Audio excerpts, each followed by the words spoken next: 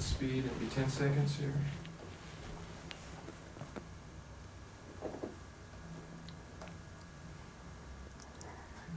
Action. Well, Audra, I just know that people are going to go to Cannery Row and sit there and say, she looks familiar, she looks familiar, and then it's going to come to them, ah, Three's Company. Yes, I know. Well, at least I have red hair in it. That might make them think of Three's Company. I thought I'd gotten away from red hair and wigs, but Fauna came along. That's such a wonderful character that wearing a wig and all of the accoutrements necessary to create that character was okay by me.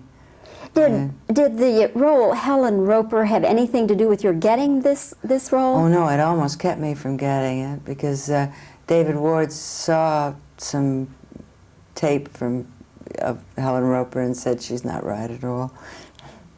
Then Michael Phillips, the producer, showed him some tape from Moviola, and he said it was a totally different character. I was playing Laura Hope Cruz, and he said, no, she's all wrong. So then he finally had to have me come in, and I read a scene with Nick Nolte, and P.S. she got the job, right like that. Did you know they were saying that you weren't right for it? No, I knew that they had been talking about this role for about a year, and I had heard about it for about it had been suggested to me about 6 months before. And Michael Phillips had told my agent that he thought that I ought to come in because he thought that I would be the right person for the role. So, what was your question? Oh, wait a minute. Well, in other words, when you went in, you didn't know that. Oh, no, I didn't. That they were saying she's all wrong. No. I didn't know anything. I just went in and read and said, oh, that was a terrible reading. I'm sorry, guys.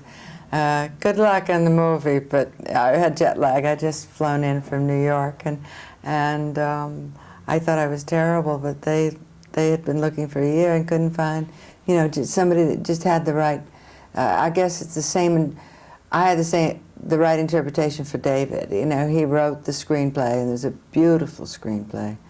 And apparently I interpreted it the way he saw Fauna. So that was very fortunate for me, because it's a wonderful part. Did you try to research the character on whom this is based?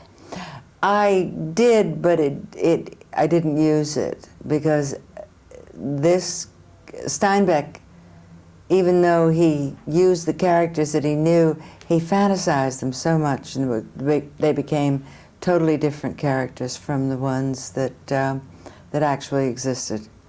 This film is a fantasy. The characters are much larger than life, and very colorful, very eccentric people. So researching it was interesting, but there wasn't really any input from that into the character. I used the book as my source, and I just tried to absorb that. Do people still recognize you from another world? Yes, all the time. It was so many years ago. I left, well, I went on it in '64, and I left it in '69, and they'll come up and say something about my last performance, tell me they enjoyed it, and say, but Liz Matthews, that's the one I loved, or I hated you so much on that. Of course, now soap opera stars are getting to be, really celebrities. Yes, really recognized. I know. Why do you think that's happening? I don't know, but it's about time. All those actors who slave away in the daytime soaps, and nobody knew we existed, when I was on. Nobody knew we existed. In New York, we did them in order to continue doing theater, because you make a lot of money on the soaps. And usually in the theater, you don't make very much money because the show will close very soon after it opens, or if you, even if you have a long run, you don't make nearly enough money. I wonder too, Audra, if this doesn't have something to do with it. It's more fashionable now to watch soap operas and talk about them, men and women. And it used to be that people said, oh, well, they wouldn't admit they watched them. Oh, that's not true among people in the business.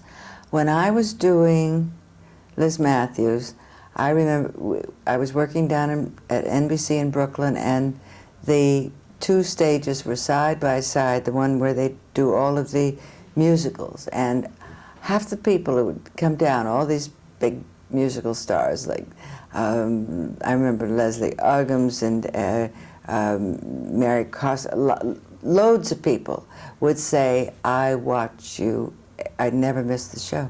I think it's because they're musical performers, they work in clubs, or they work at the Metropolitan Opera, or wherever they work at night. So in the afternoon, this is what I was told by one of them, they're taking naps.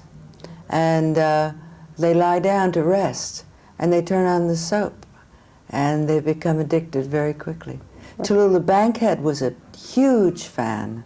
She watched every day, and so did Judy Garland. Judy Garland was, when she was playing at the Palace, stopped Connie Ford, who was in our show, and who was going to see her. She was sitting on an aisle. See, and Judy would come down the aisle to go up on the stage. And when she passed Connie Ford, she took her hand and she said something about whatever was going on in the plot, and oh, I never miss it. But people who work in clubs and theater at night will watch television soap operas in the daytime. Well, Audra, it's been fun having this chance to talk with you, and we hope that Cannery Row is a big success for you, and congratulations on a really super performance. Oh, thank you. Nice seeing you. Thank you very much. It's been a pleasure. That's wonderful. 10 seconds of rolling. We're rolling right now, and then I'll give you an action. Okay, and you're going to ask questions on this, right? Mm-hmm. Okay. I'll do some silent reactions, then question. Okay, action.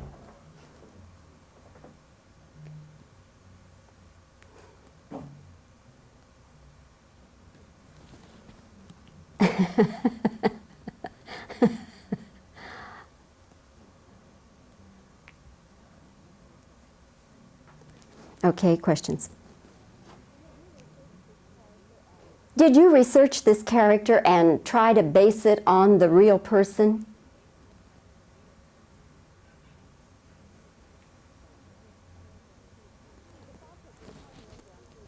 The fact that you're Helen Roper on Three's Company, did that have anything to do with your playing this part?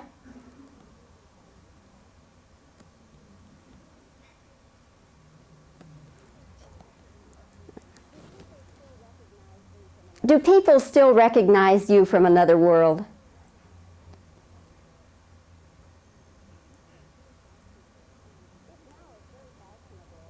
It now is very fashionable, and finally, soap opera stars are getting some recognition. What do you think has brought that about?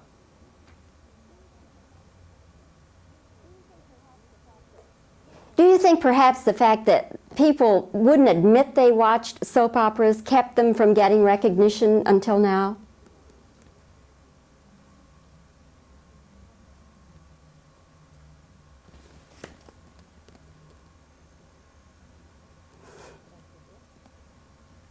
That should do it.